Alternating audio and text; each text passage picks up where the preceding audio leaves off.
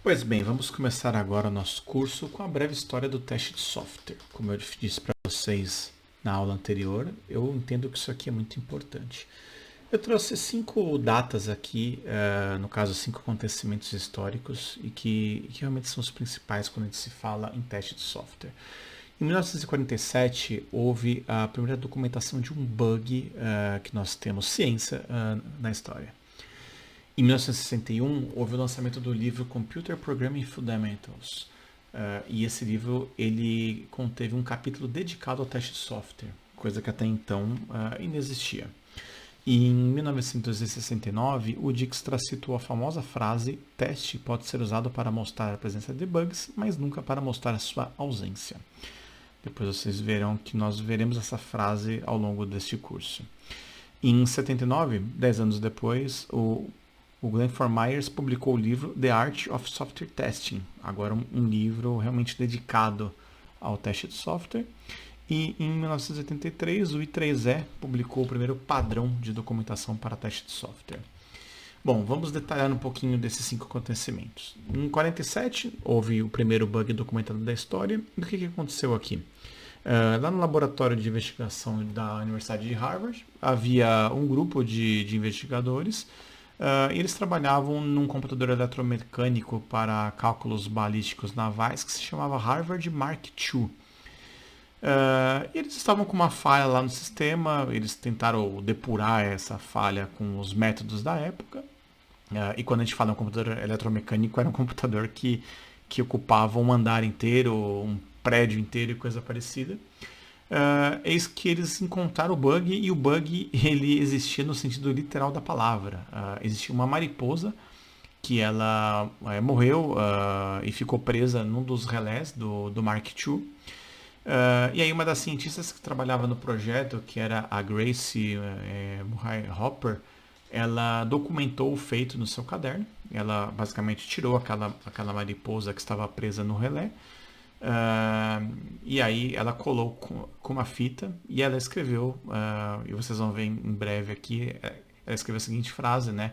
Que foi o primeiro caso atual de um bug. No caso, ali bug, eles estavam realmente usando a ideia do inseto que foi encontrado.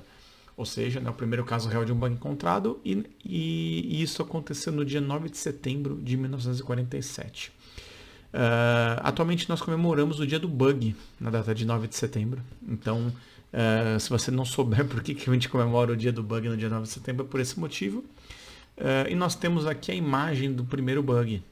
Então vocês podem ver que ela colocou no seu caderno, anotou tudo mais, e ela colou com uma fita, no caso aquela mariposa, que era o bug no caso, escreveu ali, né, a parte que era o First Actual Case of Bug Being Found. E ali ficou registrado para a história o primeiro bug de um sistema, no caso. Depois, no ano de 1961, nós tivemos o lançamento do livro Computer Programming Fundamentals. Esse livro foi escrito pelos autores Herbert Litz e o Gerald Weinberg. E esse livro ele teve um capítulo dedicado ao teste de software, que era o capítulo 11. O nome desse capítulo era Programming Testing. Eu encontrei algumas coisas sobre esse livro. Eu não encontrei o capítulo inteiro, mas eu encontrei algumas coisas sobre esse capítulo. E encontrei uma frase bem impactante. Eu achei bacana trazer aqui para esse curso, que é a seguinte, abre aspas: o teste de um programa devidamente abordado é de longe a parte mais intrigante da programação. Na verdade, a coragem do programador é testada junto com o programa. Imagina que essa frase foi escrita há mais de 50 anos. Isso aqui é maravilhoso.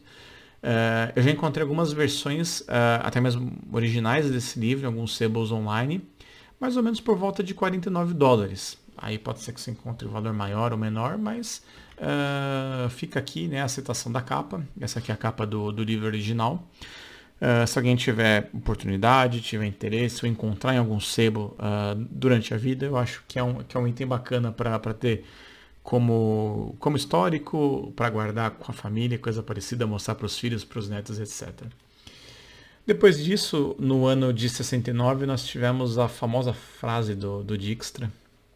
E o Dijkstra Ele era um holandês e durante o Comitê de Ciência da OTAN na Itália, em outubro de 69, né, o Dijkstra ele era um cientista da computação, ele citou a seguinte frase: teste pode ser usado para mostrar a presença de bugs, mas nunca para mostrar sua ausência. Essa frase é cada vez mais atual, não tem como essa frase não ser atual nos dias de hoje. E essa frase é tão importante que ela se tornou um dos princípios de teste, conforme os sílabos do ISTQB. Depois nós falaremos, aqui nós teremos um capítulo falando sobre os princípios de teste, nós falaremos sobre essa frase. O holandês Dijkstra ele faleceu em 2002, na cidade holandesa de, acho que no Enem, que fala, e na época ele tinha 82 anos de idade. Esse cara ele é muito importante, eu lembro de estudar algoritmos dele na época da faculdade. Então foi uma pessoa muito, muito importante para a nossa área e para a área de TI como um todo. Aqui tem uma foto dele explicando ali o Fibonacci e coisa parecida. 10 anos depois nós temos o lançamento do primeiro livro. O primeiro livro dedicado ao teste de software, escrito pelo Glenn Myers, que era o livro The Art of Software Testing. Basicamente a arte do teste de software, a arte de testar, coisa parecida. A publicação desse livro é tão importante que nós temos uma outra data, assim como o dia do bug, né, no dia 9 de setembro, nós temos também uma data vinculada a esse lançamento deste livro, que é o dia do teste de software, que é o dia 20 de fevereiro, que é a data de lançamento deste livro. E o Glenn Myers ele tem uma série de frases também que eu trouxe para cá também, abre aspas. Nós tentamos resolver problemas correndo atrás do processo de design, para que haja tempo suficiente no final do projeto, para que possamos descobrir erros que foram cometidos por simplesmente termos corrido durante o processo de design do produto. Hoje em dia o processo de design nós podemos pensar em qualquer coisa, uma licitação de requisitos, um levantamento de requisitos, momento de uma planning. Então também é outra frase que, por mais que tenha muito tempo de vida, é uma frase também que segue atual no nosso dia a dia.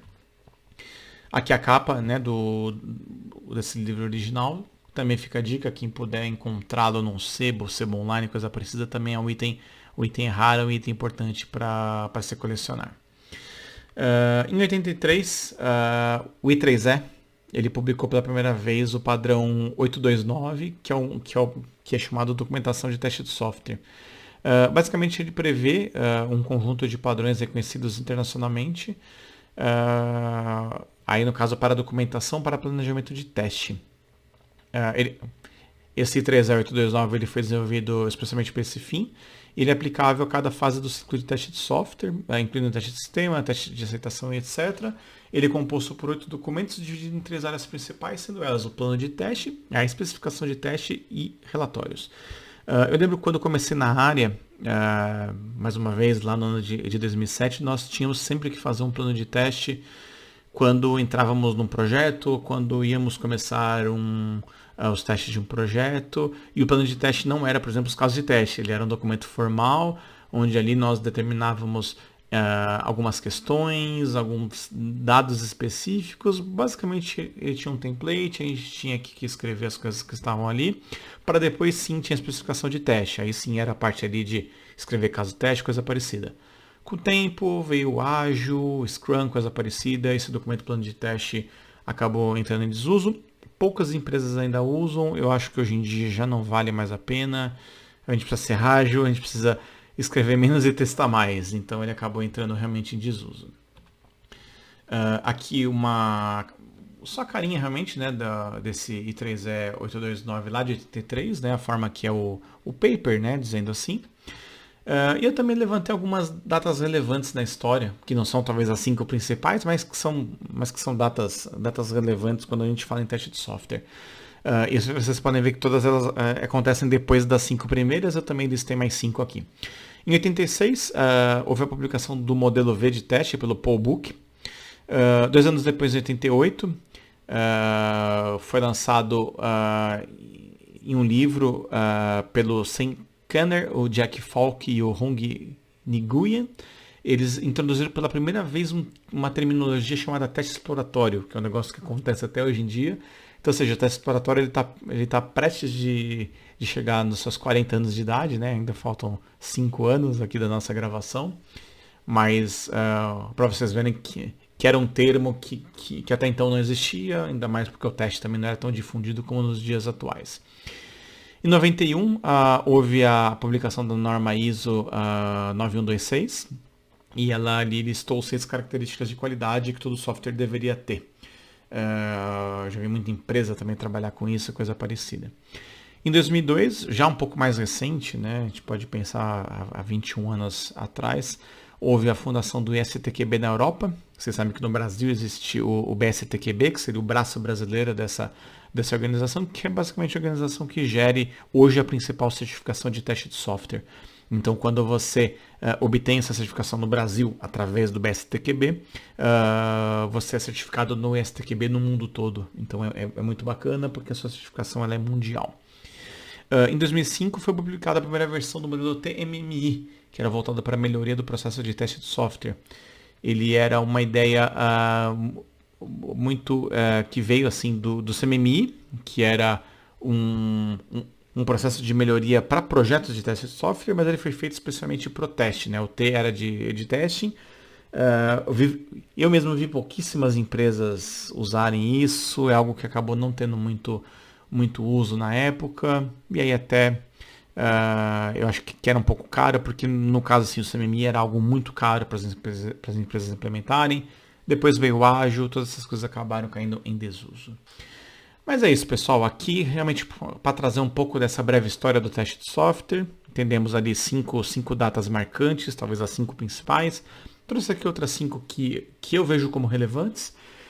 E no próximo capítulo a gente vai falar um pouco o que é o teste de software, trazer algumas definições formais em coisas parecidas. Então eu espero vocês no próximo capítulo. Valeu!